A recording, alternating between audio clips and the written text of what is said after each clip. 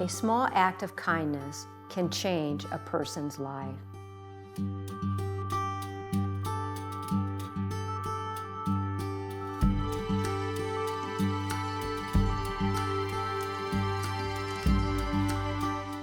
What do you do when you are confronted by a homeless person who has no address?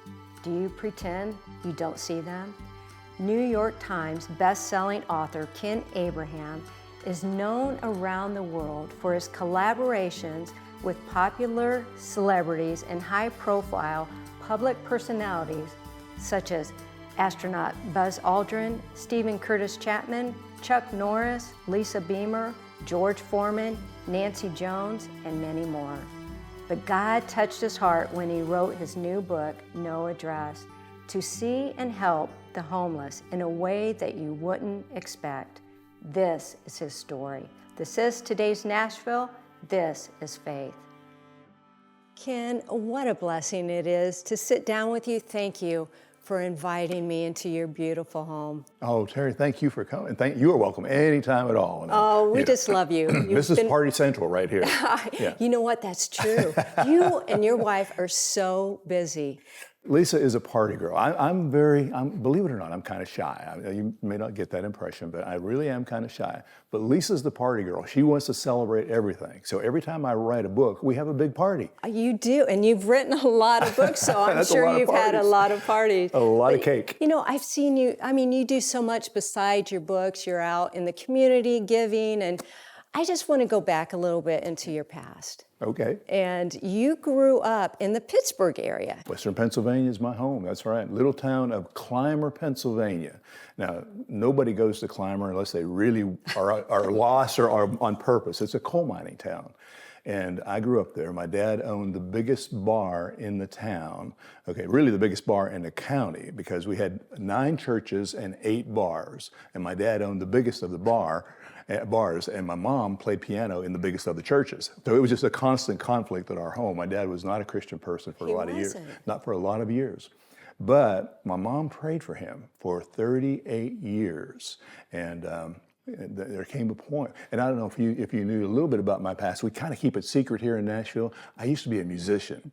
This is don't tell anybody, because we have some great musicians here in Nashville, incredible musicians. I played drums, and I was never any good, but I smiled a lot and I was loud, so everybody thought I was good. But we did a lot of concerts around the Pittsburgh area, and we were on Cornerstone TV a lot, and we did a concert one night in Trafford, Pennsylvania. And there were about 1,000 kids there. Our music was more contemporary, and so most of the people that came were younger. Had some grandmas and grandpas, but most of the audience was younger. But that night, in the back of Christian Life Church in Trafford, Pennsylvania, there was an older man, and I didn't know he was there. But we gave an invitation, as we did every night for 20 years on the road. We would have an invitation for anybody who wanted to come and pray, if you want to talk about your relationship with the Lord, how do you get to know Jesus, how to be filled with the Holy Spirit, whole thing. And usually we'd have about 200 kids that we would be talking to after the concert. That night, my dad came down to the front of Christian Life Church in Trafford, Pennsylvania. You didn't know it was I didn't know he was there. We didn't even know he was in the building. My brother, who was on the platform with us, he pointed down there, and I saw him. My brother was a big, tough guy. He started bawling. He started crying. And he pointed down there, and he just said, "Dad." And I looked, and there was my father down there, kneeling down on his knees with all these kids. I climbed over about 6 kids to get to my dad. And you have to understand, my dad owned the biggest bar in the county, never would go to church with us. He said, "You guys go to church, I'm going to work." And he just wouldn't go. But that night, I said, "Dad, do you know how to pray?" And Terry, I'd never heard my dad pray. I'd never heard my dad say, "I love you," not to me, not to my brothers, not to my mother. He was a nice guy, but that just wasn't him. He's a World War II veteran. He just, you just don't give away your feelings. That night, he prayed a prayer that probably one of the little Sunday school kids would pray. And it was basically, "God, I'm willing." And the Lord came into my dad's life in Trafford, Pennsylvania that night. He went back, he sold the bar, he went on the road with us, with the music group and built a studio and all the rest of it. Yeah. Story. And when I would go back to Pittsburgh, sometimes to be on Cornerstone TV, I'd say, Dad, I'm going to be in Pittsburgh, why don't you come on down? No, I've got to be with my Sunday school class. I've got to teach my Sunday school class or whatever, you know.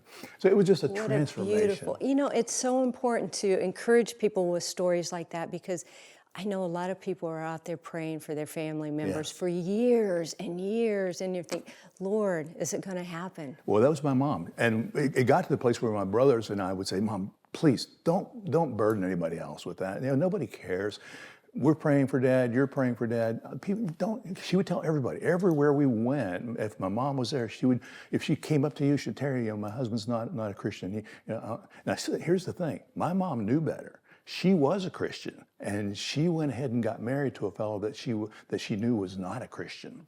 But she loved him and all that, but it was 38 years that she prayed for him to find the Lord, and he finally did. But boy, we had some wild times growing up. Oh my goodness. So how long were you, 20 years did you say 20 years you were in the band? I was on the road for 20 years. I actually started writing on the road in the back of a tour bus. There's not much to do on a bus. You're going up and down the highway. So I started writing, and my first couple of books I wrote for kids, not children, but teenagers. And because every night we'd be talking to kids after these concerts. And so I said, you know, and of course every night there'd be somebody there and say, you know, hey, I've got this, I want to pray. My boyfriend is a nice guy. Is he a Christian? No, but he has a great car. You know, well, yeah, but does he love the Lord? Well, no, but he buys me flowers. You know, no. You don't want to be unequally yoked together with an unbeliever. So I finally sat down, because we're doing these concerts and the custodians are waiting for us to get out of their auditoriums. So I wrote this book to give to young people who are having questions about love, sex, dating, being single, how to find the right person. And it was called Don't Bite the Apple Till You Check for Worms. That book just took off and sold like crazy, and I've been writing books ever since. Well, how old were you then? Oh, gee, I was back in the early 80s, so if we can count that many years back. Well, you know, you're a world-famous author, New York Times best-selling. Did you ever think was your calling? I felt called to write. I felt called to present a gospel message in books. I thought I was going to be a voice speaking out into the world and that sort of thing. It wasn't until probably 9 or 10 books into my career that I discovered that I enjoyed telling other people's stories more than my own. And I love those teaching books. I've done a few of those kind of things. But I just found that I love collaborating with high-profile celebrities and newsmakers, and it just began to happen. Gary Carter was a baseball player for the New York Mets. That was the first one that I did, high-profile athlete, Hall of Fame catcher for the New York Mets and Montreal Expos, and that was the first one. How did people contact you? I mean, we're going to talk about it when we come back, but you've written for, Randy Travis, Buzz Aldrin, Stephen Curtis Chapman. Yeah. I mean, the list goes on. We're going to talk about these, but how did you even get to the point where people started saying, you need to talk to Ken Abraham? It was a process, and here's the interesting thing about that. I don't even have a website. I barely have a business card, but people found me, and that was a strange thing. I have to just say, it was the Lord that opened those doors, and as He did, I went through them. But there were some dry periods. I remember one time after I'd moved to Nashville from the Pittsburgh area, I came here, had 2 little girls, 2 brand new little babies, had a house over on the other side of town. And I'm thinking, God, this is not working. I mean, I'm writing books for kids. They were selling for like $5.95. Is that the reason why you came to Nashville? Yeah, is publishing? Yeah, for publishing. Yeah, because, truthfully, editors didn't usually come to meet with me in Pittsburgh. Every once in a while they would. Yeah, I remember some of the restaurants downtown Pittsburgh. I'd have some editorial meetings there, but then, most of the editors from New York and other places, they didn't come there. So you took a leap of faith and came to Nashville. Because there were a bunch of publishing companies here in Nashville, and then there were also a lot of the New York publishing companies were setting up offices here in Nashville. Simon & Schuster, Random House, and Doubleday. A lot of companies had Harper, what I call Harper Christian now, but began to work with Thomas Nelson and Zondervan and Word and some of those publishing companies. So it was the ideal place to be if you're a writer. Ken, we're going to talk about some of your books when we come back. And your new book, No Address, compelling. It's a different kind of book for me. It's fiction, but it's a different kind of story for me. We're going to talk about it when we come back. Okay.